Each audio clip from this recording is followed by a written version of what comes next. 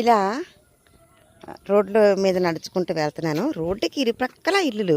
ఇదిగో వీళ్ళది ఒక షాప్ కనిపించింది. ఇప్పటి వరకు షాప్కి వెళ్ళలేదు కదా, ఆ షాప్కి వెళ్దాము. హాయ్ బాబు. ఓకే ఓకే, నమస్తే. తుమారా నామ్? వాయిస్? मेरो नाम चाहिँ है विशाल सुनार। हामी चाहिँ यति नेपालको ఓకే ఓకే. बस्ने मान्छेहरू है। Studying education. I am 10th class. 10th class. Yeah. Complete? No, no, not complete. Not complete. Now studying. ఇలాంటివన్నీ మన సైడ్ కూడా ఉంటాయి. ఇక్కడ బహుశా వేరే కంపెనీలు అవి ఉండొచ్చు. ఇది ఒక చిన్న కిరాణా షాప్ ఇక్కడ పెట్టుకున్నారు. ఇగో ఆయన షాప్కి వచ్చారు. నేపాలీ డబ్బులు, నేపాలీ పైసా. ఓకే. ఎట్లా ఉన్నాయి? ఆంధ్రప్రదేశ్. ఇలా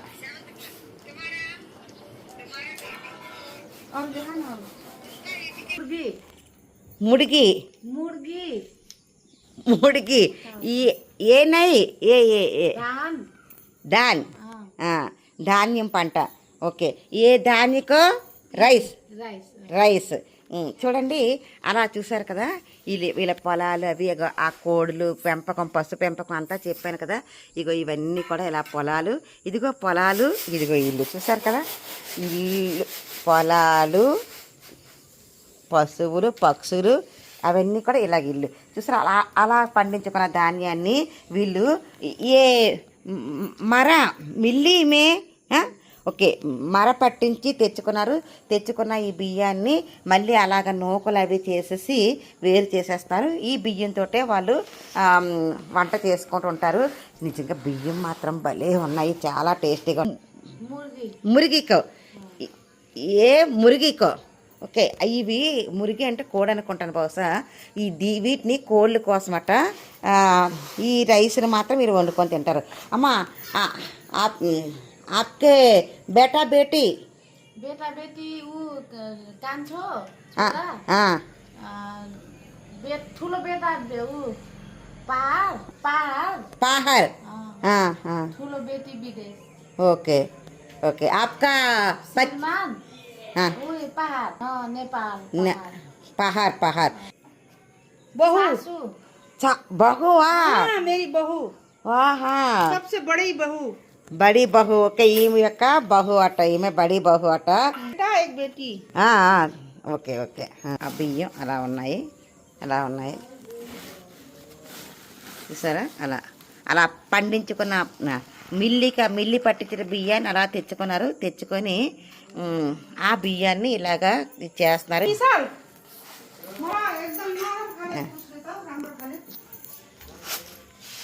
అగో చూడండి, ఆమె దాంతో అలా తిరుగుతున్నారన్నమాట. మన వైపు చేటలు ఎలాగో వీటిని వీళ్ళు చేటలాగా ఉపయోగిస్తారేమో. అలా తీసి అలా బయట పడేస్తుంది. చూసారా ఆవిడ అలా చెరిగితే దూరంతా పోతుంది. ఆ ముందుకేమో నూకలు లాంటివి వస్తున్నాయి, వెనక్కేమో బియ్యం వెళ్తున్నాయి. ఆ వెళ్తున్న నూకలు చూసారా అలాగే ఎలా పడేస్తుందో. ఆ నూకలు వాళ్ళు వాళ్ళకి కోడులు, ఆవులు, గేదెలు ఇవన్నీ ఉంటాయి కాబట్టి వాటికి ఉపయోగిస్తూ ఉంటుంటారు.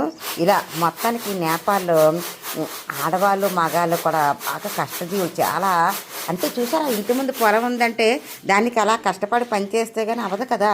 మనకి ఏమీ లేదు. వండడానికి అయితే అయితే ఒక పావు గంట, అరగంట పడుతుంది.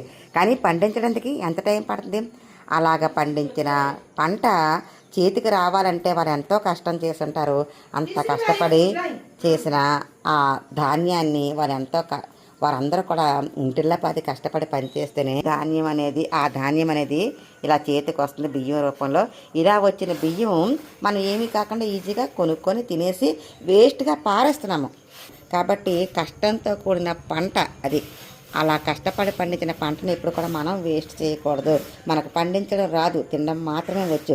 అది శుభ్రంగా తింటే బాగుంటుంది. అది ఓకేమ్మా. ఓకే. నమస్తే.